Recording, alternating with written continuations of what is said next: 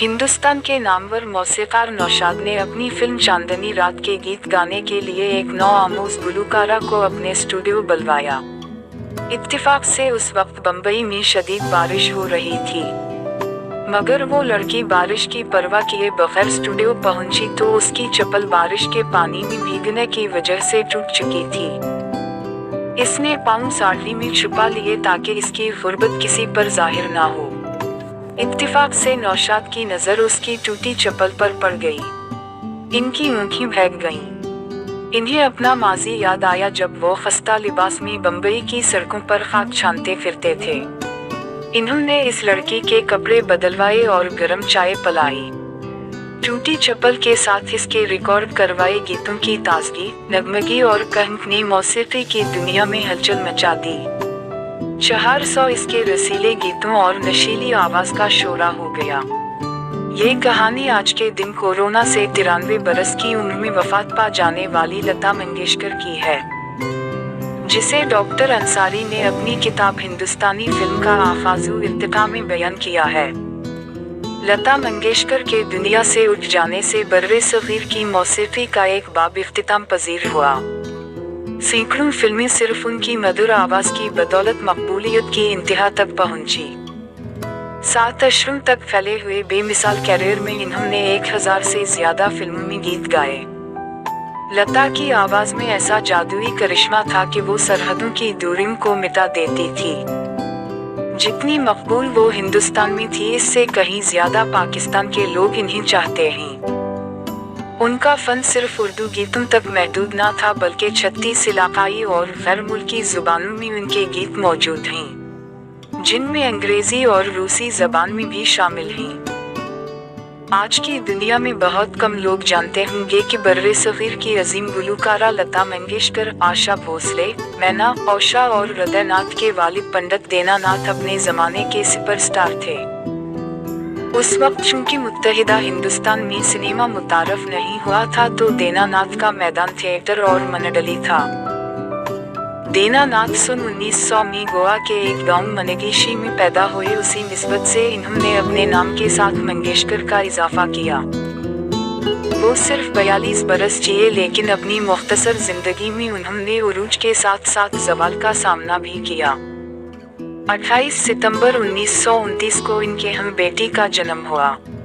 नाम लता रखा गया। बेटी को शुरू से ही क्लासिकी गायकी की तरबियत देने लगे। अमान अली खान भिंडी बाजार वाले और अमानत खान जैसे असातिज़ा से क्लासिकी गायकी के रमूज़ो इसरार से मजीद आशनाई पैदा हुई। लता महज 13 बरस की थी कि वालिद का साया सर से उठ गया। बड़ी बेटी होने के बाइस खानदान की परवरिश और निगहदाश्त की जिम्मेदारी उन पर आन पड़ी। उसी लिए बाप के मरने के सिर्फ 1 घंटे बाद बड़ी बेटी लता ने मुझसे पूछा था कि माँ, अब घर बार चलाने के लिए मुझे नौकरी ढूंढनी होगी। मादरी जबान मराठी थी।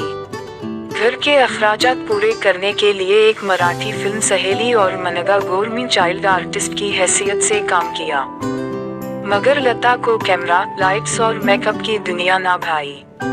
वालिद से क्लासिकी मौसीकी की तरबियत ली थी, मगर हालात ने फिल्मी मौसीकी की तरफ धकेल दिया। एक मराठी फिल्म आपकी सेवा में गीत गाए। मजीद गानों की तलाश में वो कोल्हापुर चली गई। 1946 में मास्टर विनायक की फिल्मी कंपनी में नौकरी कर ली और इन्हीं के साथ मुंबई मुंतकिल हो गई। उनके इंतकाल ने लता को एक मर्तबा फिर तन्हा छोड़ दिया। उसी दौरान मास्टर गुलाम हैदर से उनकी मुलाकात होती है। हिंदुस्तान के अजीम मौसीकार मास्टर गुलाम हैदर ने लता की सलाहियतों और सुर और साज पर उबूर को भोंकते हुए अपनी फिल्म महबूब में गाने का मौका दिया। इन्होंने गुलकार मकेश के साथ 2 गाना गाया। एक के बाद दीगर बहुत सारी फिल्मों में गाने के बावजूद ना तो इन्हें मकबूलियत मिली और ना ही मुआशी हालत सदरी। किस्मत ने उनके उरूज के लिए मारूफ मौसीकार नौशाद का साथ लिखा हुआ था। नौशाद की तख्लीकी सलाहियत इस दौर में फिल्म की कामयाबी की जमानत समझी जाती थी। लता ने उनकी फिल्म अंदाज दलारी और बरसात के गीत गाए, मगर फिल्म महल के गाने आएगा आने वाला ने हिंदुस्तानी फिल्मी सनत में उनके नाम का सिक्का जमा दिया।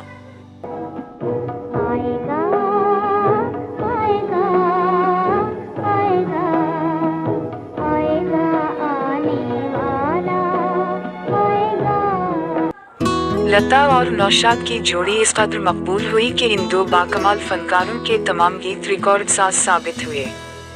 यही से लता की फनी जिंदगी का सुनहरा दौर शुरू होता है। इन्होंने हिंदुस्तानी फिल्मों के तमाम नुमाइंद म्यूजिक डायरेक्टर्स के साथ काम किया। मदन मोहन जी को वो अपना भाई करार देती थी। एस डी बर्मन और इनके बेटे आर डी बर्मन के साथ उनकी मरका अलारा फिल्म में अपनी आवाज का जादू जगाया। अनु मुल्क और आसाम राइफल्स रहमान के म्यूजिक की वो हमेशा मुतरफ रही। 1960 से 1980 तक का दौर उनकी फनी जिंदगी के उरूज का दौर था। मोहम्मद रफ़ी के साथ उनका दो गाना हिंदुस्तानी फिल्म की मिराज समझा जाता था। लता के गाए फिल्मी गीत, गजलें और भजन सभी ने कबूलियत आम का दर्जा पाया। मुगल आजम, मदर इंडिया और पाकीज़ा को निकाल दिया जाए तो हिंदुस्तानी फिल्मी तारीफ में कुछ नहीं बचता, और अगर उनके गीतों से लता की आवाज को निकाल दिया जाए तो फिल्म में कुछ नहीं बचता। मलका तरन्नुम नूरजहां का लता के साथ तकसीम से कब्ल का साथ था। उनकी पहली मुलाकात कोल्हापुर में बनने वाली फिल्म बड़ी मां के सेट पर हुई। नूरजहां इसमें हीरोइन का किरदार अदा कर रही थी। मास्टर इनायत हसीन ने लता मंगेशकर का उनसे तारुफ करवाया। नवरजहां ने उनका गाना सुना तो बहुत खुश हुई। इन्हें कहा कि अल्लाह मियां ने तुम्हें इतना अच्छा गला दिया है, तुम रियाज करना और फिर मुझसे मिलना। इन दोनों अजीम गुलकारों की अगली मुलाकात तकसीम के बाद वाघा बॉर्डर पर हुई। एक इंटरव्यू में लता मंगेशकर नवरजहां के साथ अपनी मुलाकात को याद करती हैं। वो अपनी बहनों के साथ इन्हें मिलने गई। नूरजहां उनके लिए घर से बिरयानी बनाकर लाई थी। लता मंगेशकर कहती थीं कि इन्होंने गाना गाना नूरजहां के रिकॉर्ड सुन सुनकर सीखा। उसी हवाले से मौसीकार नौशाद ने अपने एक इंटरव्यू में इस वक्त को याद किया है जब लता मंगेशकर ट्रायल देने उनके पास आई थी। नौशाद के मुताबिक लता मंगेशकर कहने लगी, मेरा गाना सुने और मुझे हिंदी फिल्म में चांस दीजिए। नौशाद ने जब गाना गाने का कहा तो लता ने नूरजहां का गाना मेरे लिए जहां में चैन है ना करार है सुनाया। नूरजहां को लता मंगेशकर का फिल्म रज़िया सुल्ताना के लिए गाया गया गीत ए दिल नादान बहुत पसंद था। लता के मुताबिक वो उनसे हमेशा कहती थी कि ये गाना जैसा तुमने गाया है मैं चाहूँ भी तो वैसा नहीं गा सकती। पूरा बर्रे सगीर उनकी गायकी पर फिदा था। लता ने जिस दौर में फिल्मी मौसीकी में कदम रखा वो हिंदुस्तान की सफ अव्वल की गुलकारों का दौर था। जदन बाई, नर्मला देवी, ज़ुहरा बाई अनबाला वाली और शमशाद बेगम के नाम का डंका बजता था, मगर इन्होंने अपनी तर्ज और राह अलग अपनाई। इन्हें भारत के तमाम बड़े कौमी इजाज़ात से नवाजा गया, जिनमें भारत रत्न, पद्म भूषण, पद्मश्री और दादा साहब फाल्के अवार्ड शामिल हैं। 8 दहाइयों पर मुहित अपने करियर में इंडियन म्यूजिक इंडस्ट्री में उनकी बेमिसाल शिराकत की वजह से इन्हें क्वीन ऑफ टोन्स और queen of the most harmonious voice of the century जैसे अलकाबात से नवाजा गया। फिल्मी सनत के दीगर अफराद की गलीमर की तरह सादा जिंदगी बसर की इन्होंने सारी उम्र शादी नहीं की। हिंदुस्तान में इन्हें राज्य सभा का रुकन भी बनाया गया, मगर उनकी जात पर फन ही हावी रहा। सियासत की परपेज वादियों के बजाय इन्होंने सौरों और साजों के पीछे रहना पसंद किया। साबिक इंडियन वजीर आजम पंडित जवाहरलाल नेहरू ने लता के बारे में कहा था, वो हिंदुस्तान का काबिल कद्र हेरा है। उनके फन और साजों की हीरे की मानिंद जगमगाहट शायद ही कभी मान पड़े। लता मंगेशकर अपने आप में मौसीकी का एक घराना है, जिसकी पैरवी हल्की फुल्की मौसीकी गाने वाले हर गुलकार को करनी चाहिए। चाहे वो भजन हो, गजलें हो, रागों पर मबनी गाने हों, हल्के फुल्के गाने हों, धुन या दिख की गहराई में डूबे गाने हों। लता जी ने जिस तरह से पहली से आखिरी सतर तक अपने मिजाज के मुताबिक मुख्तलिफ गानों को अपनी धुनों का आशीर्वाद दिया है, आने वाली तमाम नस्लें उनसे सीखती रहेंगी।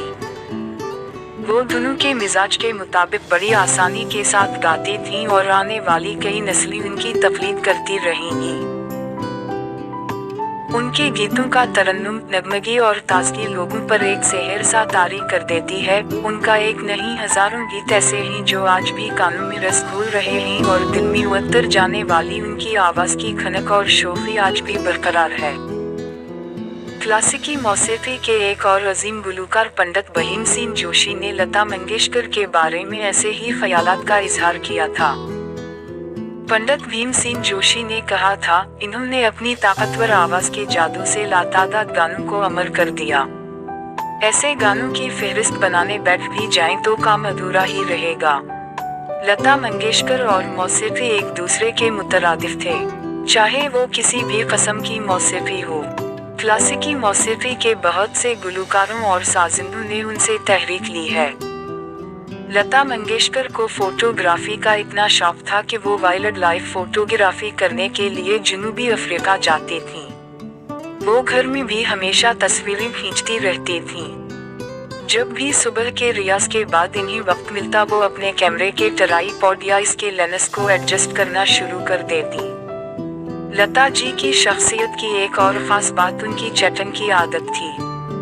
वो हमेशा मजाक करती रहती थी और इन्हीं लोगों को लतीफ़े सुनाने की आदत थी।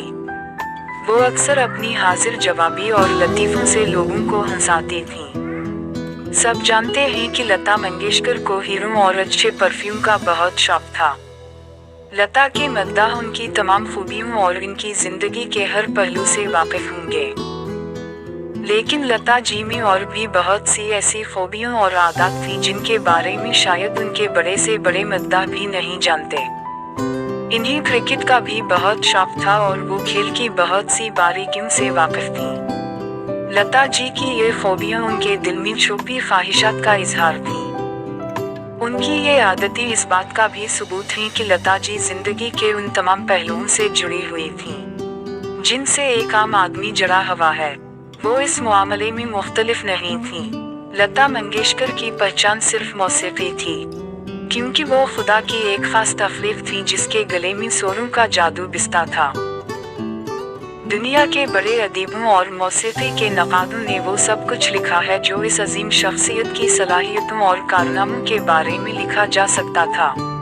अब इनमें इजाफा करने के लिए कुछ नहीं बचा। लता के गाए हुए गानों को सुनकर एहसास होता है कि ऐसी अजीम हस्तियों को कभी मौत नहीं आती, वो अमर हो जाती हैं। किसी ने किया दुरुस्त कहा है, लेजेंड्स नेवर डाई।